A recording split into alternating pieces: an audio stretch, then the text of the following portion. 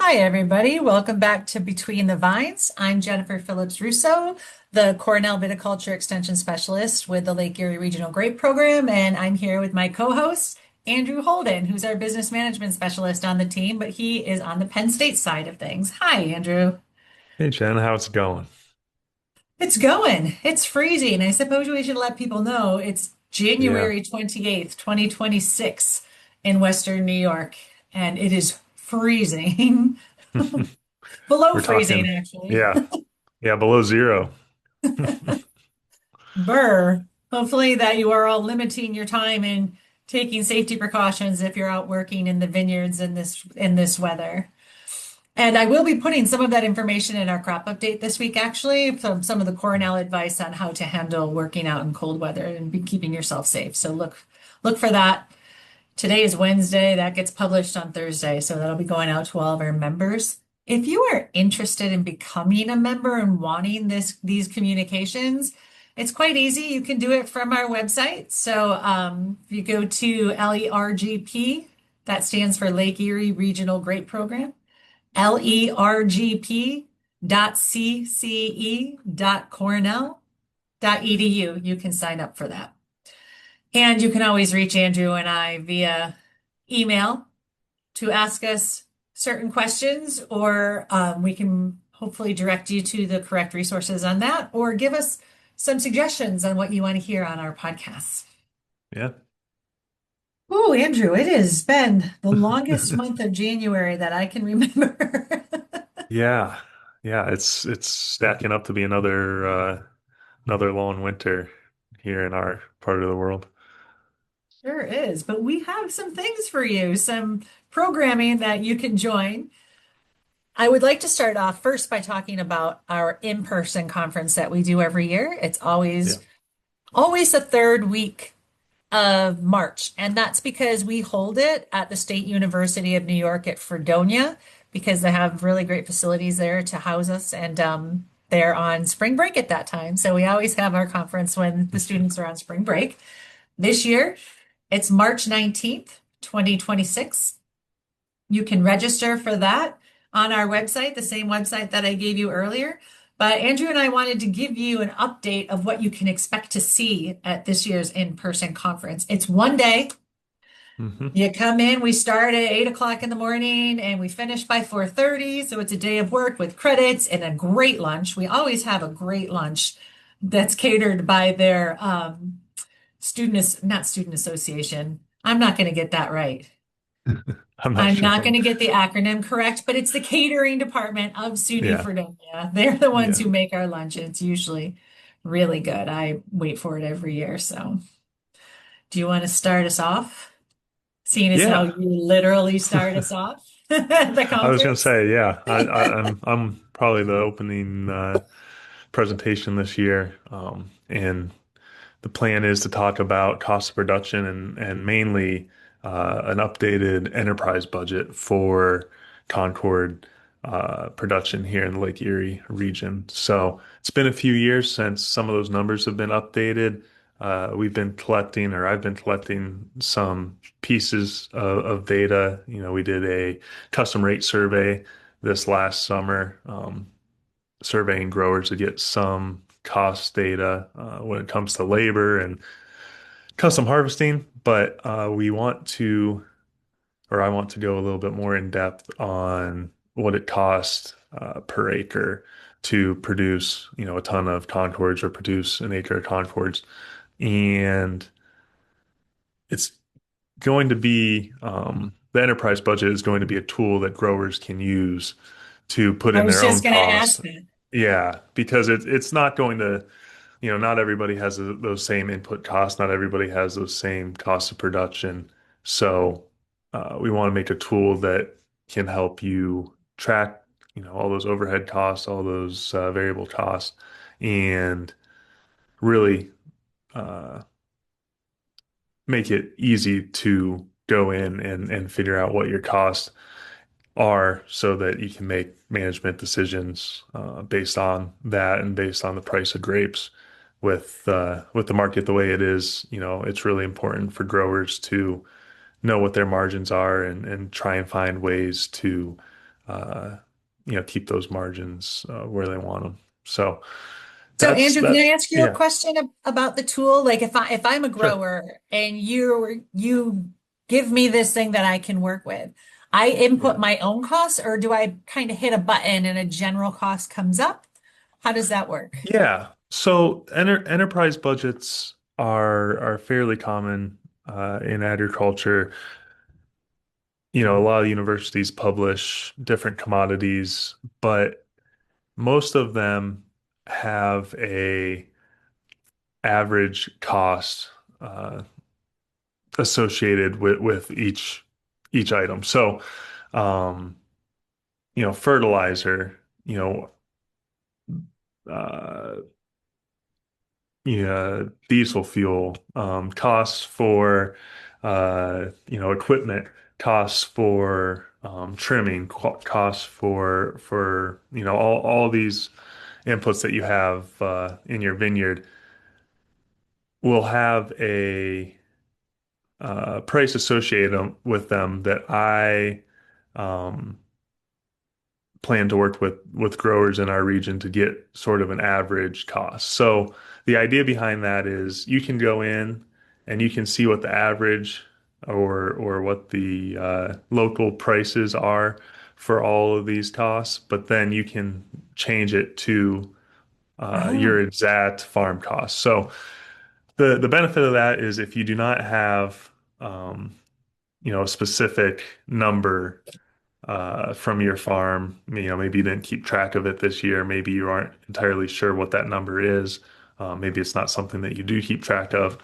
You don't have to have, you don't have a blank spot next to every single thing that you need to fill in. You can use those average numbers from the region uh, to fill in the blank there. So it's not necessarily like I said, everybody's cost of production is going to be different. It's not to say, hey, I need to be under this number or I'm over this number. It's really to help you find the most accurate cost of production number possible for your own operation. I think this is a great tool, and I know that we have been talking about this for a while, like getting something in growers' hands that they can play around with to see what it looks like in their own operations. Just Yeah. curious, because we have had a couple growers come in and talking to us about what a future might look like if they added more labor to that. Like, is that something that they could play around with? Like, if I added a vineyard manager, I'm going to put this into the salary line and then this will be, is that there? It's so definitely this tool can be used for making those decisions, and that's a great example of what we want to be able to provide for folks. If you take a look at your costs and yeah, you add 40 hours a week of labor for hiring a farm manager or hiring a new employee, you can kind of see where that cost breaks down, and you can determine if it made sense for you to add somebody or not. Or, how many acres do I need to pick up? Do I need to rent, another 50-acre vineyard? Do I need to, um, you know, scale down? Maybe if I scale down, I'll be able to cover it with less people. Um, Wow. you know, those sorts of management decisions are the ones that I hope can be those decisions can be helped made by these enterprise budget tools. Um, I mean, on top of that, we also want to know a general cost per acre. It's been a few years since we've done an official survey, and Mhm. our pre-2020 costs are significantly less. The inflation since then has been very high, so we want we Just we look at know. my grocery bill. Yeah, exactly. We know prices are a lot higher, so we want to quantify that, and that helps me when farmers come with questions asking about costs of things and where they can make improvements on their farm. But yes, the enterprise tool is there to help make decisions on adding labor, growing, expanding, shrinking. You can split, varietals to determine which variety, is more profitable for your operation. Maybe, to figure out what type of grape to plant or what type of grape to remove. I know especially Fantastic. in some of the other varieties, this year we had some folks having a hard time selling some of these different varieties, Niagara being one of them. And there's some folks out there that are going to have to make that decision whether or not to continue to farm them, if they don't have a market for them. So I'm hoping all of that can be useful. And uh, between now and the conference, I'm probably going to reach out to a few growers to see if they'd be willing to review that tool before then. So if you're interested in that, reach out to me and I would appreciate it. That's fantastic. That's only one of the presentations that we're going to do at our I in-person know we conference. can't talk this long on all the presentations because it'll be as long as the conference. But No, but what I want people to know is that it's one day that you're going to leave our conference with tools, yeah. practical applications to take back with you to help with your own operations. Yes, there are also going to be a couple talks on some of the research that's happening out there, but that is all. I suppose I should take a step back. I think we talked about this a couple episodes past, but our advisory committee meeting that we have.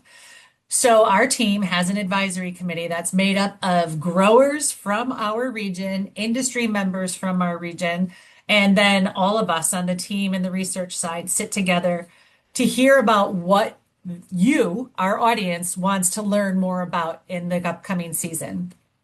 And this past one was held in November, and that's where we picked all of our speakers for the conference for. So we tried to make sure that there's enough for a credit portion because we know how important it is for people to keep up on their pesticide applicator recertification credits. Also to learn what's going on out there, not in the world, but in the pesticide world of integrated pest management and how we can be better stewards of our operation in the land while we're working. Then we try to have a business side of things. This is where Andrew comes in. We try to have a straight viticultural side of things. And then this year we're also adding a portion. So the majority of our acreage in the Lake Erie Regional Grape Program is native production that is destined for juice, jelly, jam, and 40% of those grapes also go to the wine industry. But we also have a booming and fantastic wine industry in our region as well. But most of our conferences in the past have been geared towards Concord production. So this year we're going to try something a little bit different. We are absolutely having a section geared towards Concord production, but we're also having a breakout session for our wineries and tasting rooms where we're bringing in a researcher. Actually, many of you may know him because he grew up right here in Portland, New York, Dr. Misha Kwasinski. He is now at Penn State University. And he's going to come up and give a talk about what you can do at bloom time in your vineyard to get certain quality standards in the wine when you're in the cellar working. So really excited about that section that's happening. I'm just really excited to be expanding it a little bit and making sure that we include all of our stakeholders in our region this year. We're also going to have, by the way, we didn't just make these up. These came out of that advisory committee that we do have the winery and viticulturists in the vinifera side of things from our region on the advisory committee. One of the things that they were really interested in was YAN or yeast assimilated nitrogen. So can we manipulate YAN in the vineyard to get what we need in the winery? So we're having a guest speaker come in and talk about that aspect of things. And then another conversation that you're going to hear about on the breakout wine session is rootstocks. So Dr. Terry Bates Mhm. conducted a rootstock research project for just vinifera. So he's going to give the results of that. Like, is there a certain one that's better for this area? So he's going to give you a talk on that if you're interested in the wine breakout session. One part that I'm very, very excited about, and this sort of stems out of your side of things, Andrew, excuse Mhm. me, because it was the labor side of things and Yeah. having less labor available. So we have in our region successfully had to move to mechanization. But what does that look like for people? So one of the specific questions was pruning, Yeah. mechanized pruning. Are there different ways to do it? Because we do have people, you can tell just by driving around and looking at the vines down Route 20, there are definitely different pruning practices out there. And not saying one is better than the other, but we're getting together a panel of growers who do different pruning practices and have them talk as a peer-to-peer basis on what that Yep. means for their operations.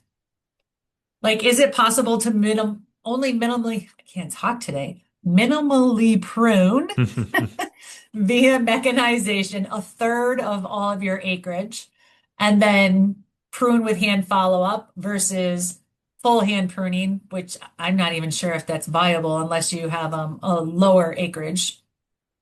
Just the time, especially the last 2 weeks. Can anybody get out there and work in our vineyards during this weather and snow? But basically, a panel of growers are going to sit down and give their operation management strategies and how that's worked for them or hasn't worked for them and what they've learned from it to maybe help other growers who are interested. It's going to be led by Dr. Terry Bates because he has done a lot of research and mechanical pruning. And he's going to Mhm. give his a basis of his research and then be there to interject the research into the local knowledge to see maybe what's the best practice for you to take home. Yeah. I'm Excited excited about for that. that one. Yeah, It me should be too.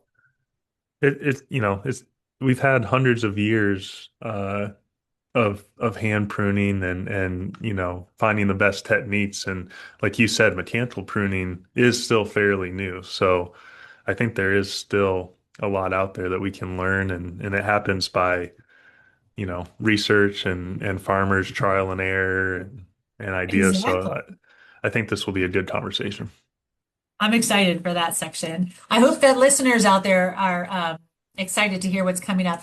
And by the way, if you're not and you are in our region, you should be a part of our advisory committee. I'm Yeah. always trying to recruit people, to new people to come in and sit on it, to our new perspectives.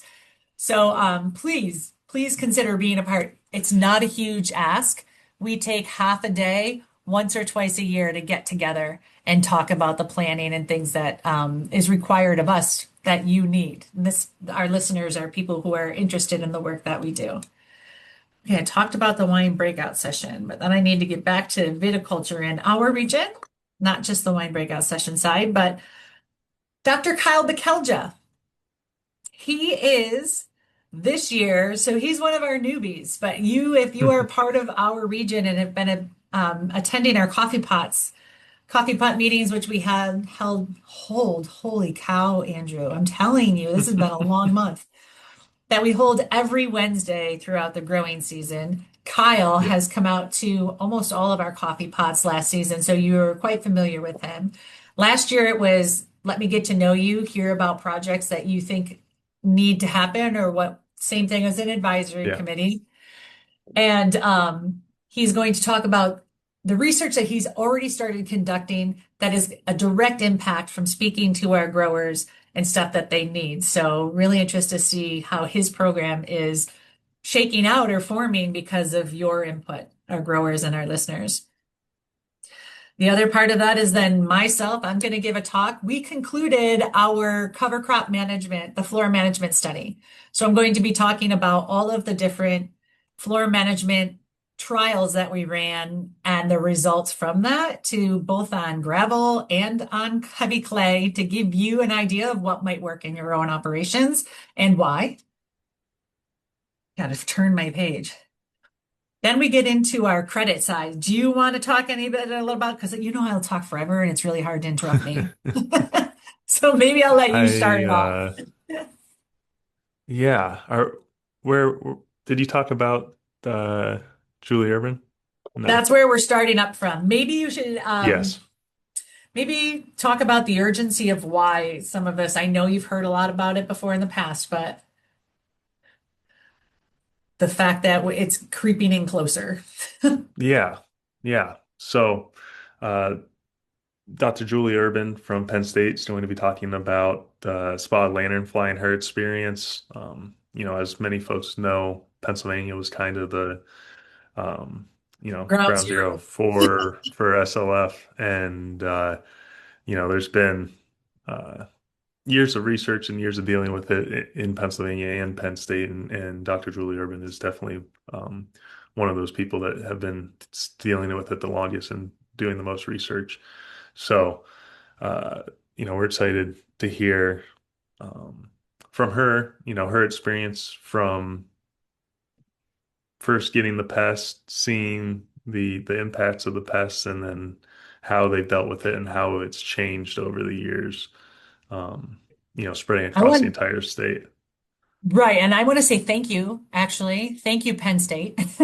Thank you, Penn State, for getting this bug first and then learning lots about it before it actually gets into other areas so that we are well Hmm. more equipped to handle this pest once it starts getting into our vineyards. Yeah, yeah, and it's pretty much surrounded us. I mean, we've been talking about it for a long time, and um, I think it's important to have this knowledge. And like you said, it's thankfully, we weren't where it showed up first. But after that is lunch and the vendor show, and there's always a ton of great vendors. Pretty much anyone that's dealing in the wine and grape industry in this region in our area is there, and it's great to see some of the people that maybe you don't get to see all the time and see what products are available out there on the market as well. Just to come back to, I'm a little bit worried that our listeners and our growers in this region, I have a little bit of spotted lanternfly or SLF fatigue. You guys, Yeah. the reason you've had all this information for 10 years is because Tim Weigel, who used to be the grape IPM specialist for New York State IPM, was part of the LERGP team. He was team lead before he retired. So you guys have been immersed in all of the research and education from the beginning. The reason why we are staying on top of it. So you've heard over the years, you've heard us say that it starts off with a couple. You notice a couple in your area, and then the next season there are hundreds.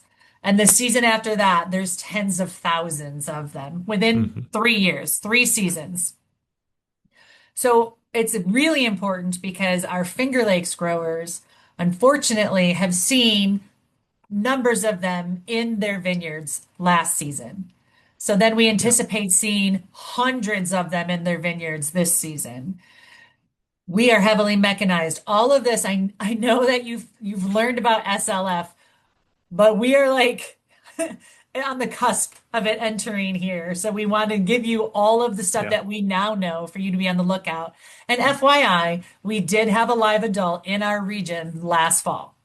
So, and worked with Egg and Markets about that, doing our grid search. And Egg and Markets had a webinar across New York State that some of you probably zoomed into where they had admitted that they don't want to say it's not here because they've learned from the past of saying that after not finding them on the grid search that it's just a sneaky bug and it was there. So we are Yeah. fully anticipating that the bug is here and we just want to be prepared for when those large numbers come. So please, I know that sometimes it's like SLF fatigue, but I'm telling you the stuff that's coming to this conference this year are going to give you walk away strategies for when you see it. Hmm. And that goes into Michaela Centenari. So Yeah. Michaela Centenari is going to give a presentation on thresholds. How many SLF can you have on your vines before you start seeing vine decline? And what does that look like year after year? So I'm excited about that. And then one of my favorite people, Brian Walsh, is going to be giving a talk. Yeah. So many of you know, so I gave the talk last year about the pilot study we did on mechanization and did the SLF end up in a mechanized harvested bin? And unfortunately, that answer is yes. Yeah. So this year, we did some more pilot work. And I say we because it's LERGP and the Penn State SLF research team. Like we are all working together as one team to get this done. we pulled Kyle, New York State Grape IPM person, in to do some of this research this fall too, so that he could see all the stuff that's happening and then translate that across New York State as well.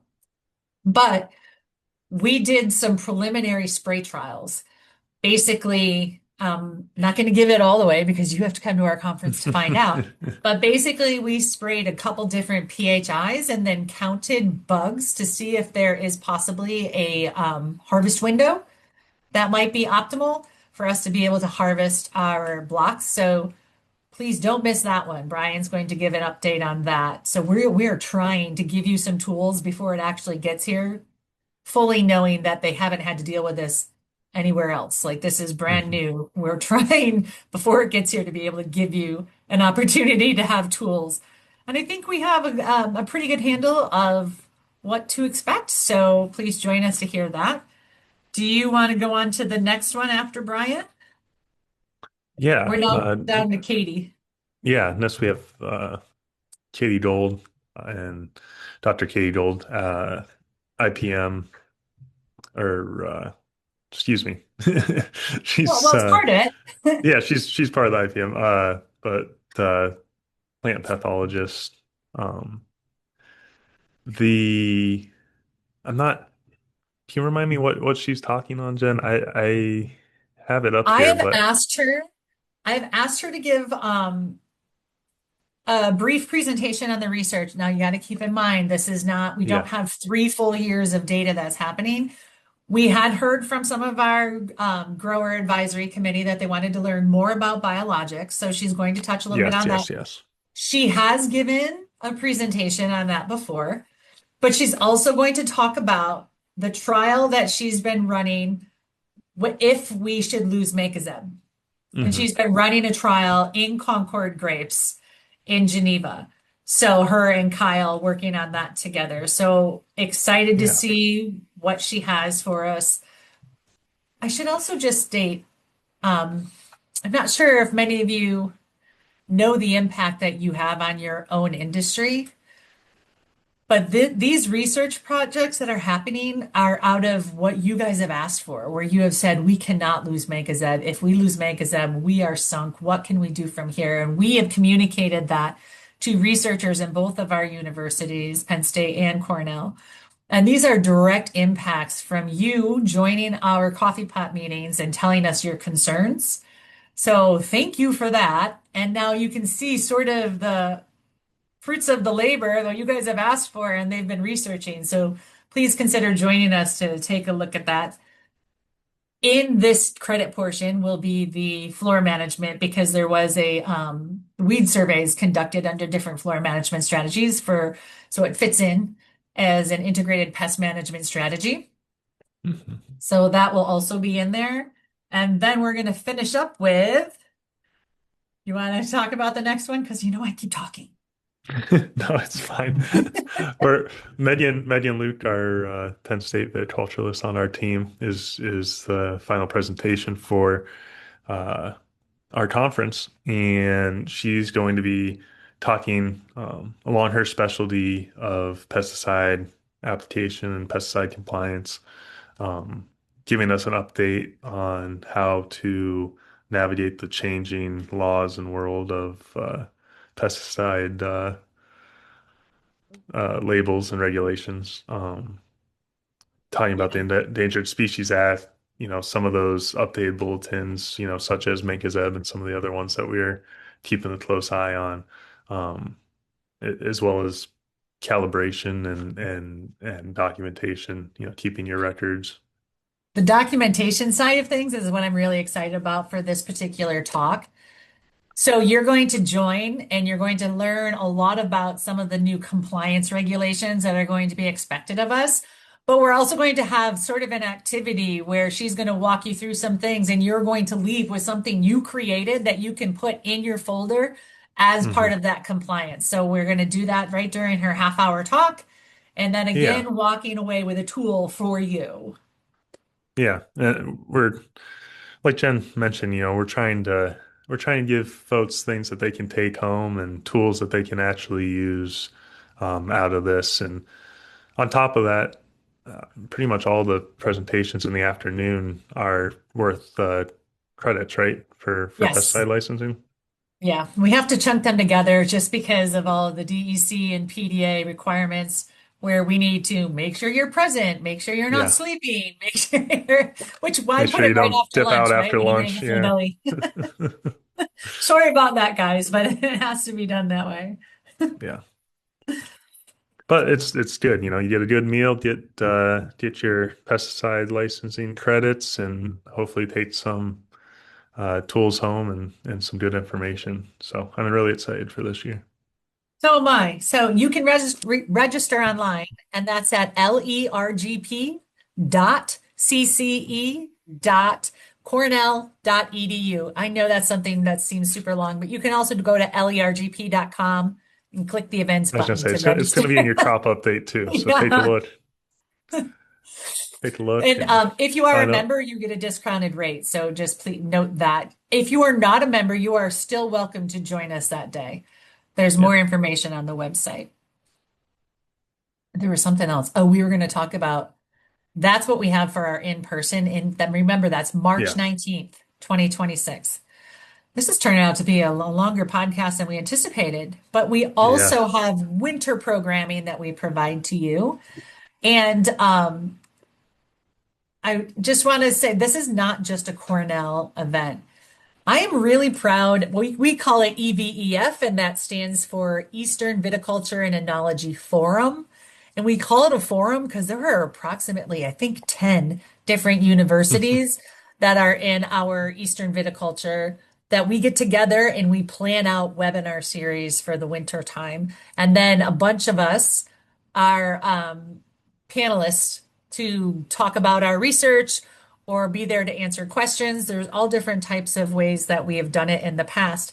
So we just held our first one. That was last. And I have to tell you, just to goes to show you to hone in on the importance of spotted lanternfly and how nervous people are getting because it is definitely leaving Pennsylvania and in other states. We had one on the spotted lanternfly. Geez, I wonder if I have it right here. Hold on one. You can register for that on Penn State because Penn State houses it. Basically, we can't all put it on our website, so we all work through Penn State on that. And Hmm. our next one, the one we just did, I'm trying to get back to the ones because the ones coming up are the ones that are popping up on my thing. But we just did it on spotted lanternfly last week.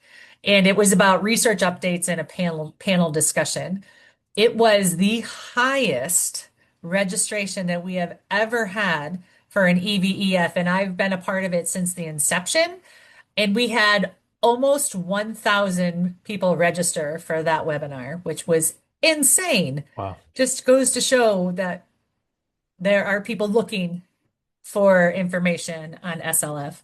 It was very well attended. We always have more registrants than attendees, but because they can get a recording, if you register, you can get the recording of Yeah. it. But we still had almost 400 on during the actual webinar itself. And it wasn't just myself talking, and Megan talked, and Dr. Molly Kelly talked about her work on taint and toxicity in wine. And there were a whole bunch of panelists out there. And we even went over, I think, by 20 minutes because the questions just kept coming in. So our next one is next Tuesday, and that will also be in the crop update, more information on that. But this one is the future of grapevine disease management. And Dr. Katie Gold, I think, will also be one of the panelists on that one. And again, you can find out how to join those on the Penn State Extension website. The other thing is, oh, I know, when we were talking about the credit portion of our in-person conference on March 19th, we have been doing this with the DEC. I think this is our fourth year now, where if you have anybody in your operations that you want to get certified and get a New York State pesticide applicator license, the DEC is going to be holding the exam prep class in the beginning of April, and then the very next week, they come back and administer the exam. So if there is anybody that you are looking for in your organization to get certified, please know that you can do that this April. They can join the class and then take the test the next. the next week. You can find more information about that on our website as well. Holy cow, that's a lot. Oh, I know. See, I keep talking, Andrew. Andrew, I Yeah. wanted you to talk about the grant and your Yeah. survey. Holy cow, Yeah. I know. I know. we got a Well, lot.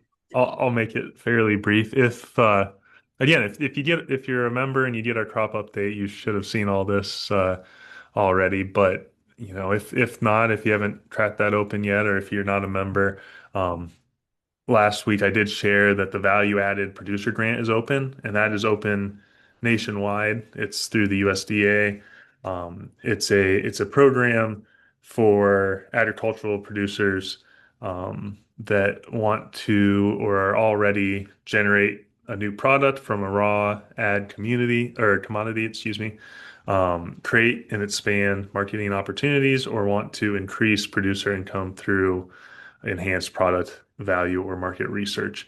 All that to say, it's for those that farm a commodity and then take that commodity and change it in some way to create a value-added product. So whether that's juice, in our world, juice, wine, jam, or even table grapes that are sold as local or organic. Um, and it covers all agricultural products, not just grapes. But since we're a grape team, we focus on those grape growers. Most growers in our area that grow Concords as a commodity and sell them to a processor likely wouldn't be the target for this grant, and probably not eligible for their operation. But if you are one of those processors, or if you're part of a cooperative, processing cooperative, you can definitely sign up as a cooperative, farmer-owned cooperative, for planning activities. So feasibility studies, marketing plans, business plans, and some of the costs associated with those, and hiring folks. And then working capital needs such as processing, packaging, advertising, inventory, and salaries. Um, so there's a lot of possibilities with the value added producer grant, but you have to be a producer and you have to have a value added product. So So all it of our doesn't, wineries, right? yeah, Wineries could yeah, potentially do that. And yeah. Wineries would be a great one. And then anyone producing any sort of product that's sold, uh, value added after some sort of changes made to that product process. But yeah, so that's value add producer grant. Feel free to give me a call on that. We've worked with a few folks already trying to get that signed up, get that application put through. And then, like Jen mentioned, the survey results from the unmarketable grape survey were published last week as well. And for those of you that did not see it, we got requested by grape growers, specifically wine grape growers, to put together a survey to see how many grapes and the value of the grapes that were not sold in the 2025 growing season. There was reports that folks were having contracts canceled, not having a place for their grapes to go, having to, dump grapes or leave grapes on the vine. And with the market conditions the way they are now, we knew going into harvest this year that it was going to be even more difficult. So, in order to capture some of that data and have a uh, data point, a number that could be shared with, commodity groups, processors, industry partners, politicians, um, Farm Bureau, that sort of thing. It was requested of me to put together this survey, and I worked together with all the regional programs across the state of New York, Finger Lakes program, Hudson Valley, Long Island, along with the viticulture team in Pennsylvania as well, to get this out to as many growers as possible. So we sent out a survey in December, towards the end of the year, to ask growers, did you have grapes that were not sold? If so, what was the variety? How many tons? And what did you expect the price to be, or what did you get for the price last year for those grapes? And we had a great response. We had over 100 responses. I was just Um, going to ask you that. I was going to say, so yeah, what was the response? 3, 20? yeah, So yeah. And you know, maybe I hate to say great response rate. I wish it was lower, but we got quite a few people to respond. You know, there are some caveats looking at some of this data, and you know, we don't know if we captured everybody, right? That's one um, shortfall is I think we captured a large percentage, but we don't know that exactly. This data has never been collected, or at least hasn't been collected in recent years. The USDA used to do a crush report in New York State, and we no longer have that. So there's not a lot of data to compare this to. Um, we hope in future years to continue to do this so that we can compare it to our own data.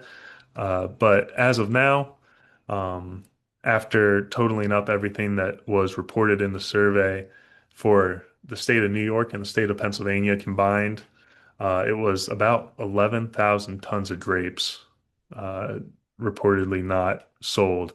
And the value of that was just over $5 million. wow, Yeah, yeah. a $5 million loss spread out over 100 stakeholders. Is that what we're? Give or take. Yeah. I mean, it was a little bit over 100, and you know, some of those folks had a lot more than others, but uh we broke it down in my quick analysis that I released last week into the Lake Erie region, which includes Erie County, Pennsylvania, and then our four New York counties all the way up to Niagara County. And in our region, you know, out of those 11,000 tons, we had 7,000, just over 7,000 tons in our region not get sold, with 2.8 million in Oof. value. Uh, not making it the largest as far as tonnage. The largest amount of grapes was Concord's, um, both cash market and cooperative, and then there was a lot of Niagaras. Over 1,000 tons of Niagaras didn't get sold.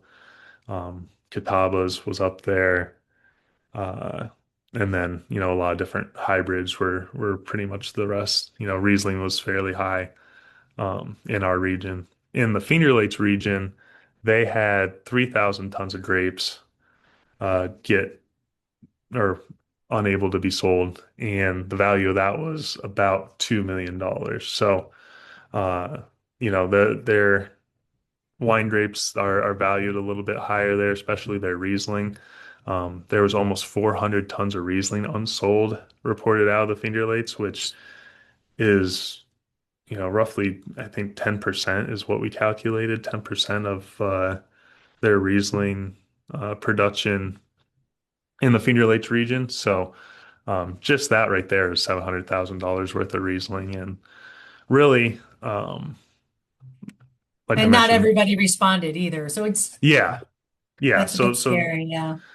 So these are there's definitely probably more grapes out there that people didn't respond to, but um, it just shows the current state of the market right now, where we're at.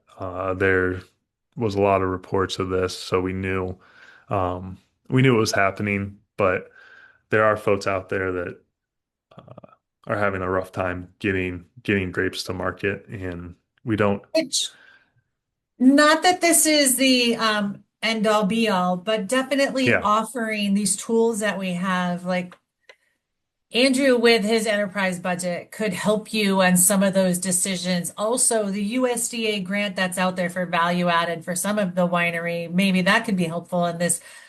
I think it would behoove you if you were in our area to get some of these tools by coming to our conference and talking to the people who, even afterwards, like there's not just there's the talk and they're gone. The presenters stay around and have yeah. face-to-face conversations with you. So if you're interested, go to our website, lergp.com, click events, and you can register for our conference. And also, if you're interested in becoming a member, you can do that. If you're interested in getting our crop updates, where we are on a weekly basis in the growing season, and every 2 weeks throughout the dormant season to give you all this stuff that's coming up and down the pike, not just for LERGP, but in other of our surrounding states as well, and programs that they have that could possibly help you.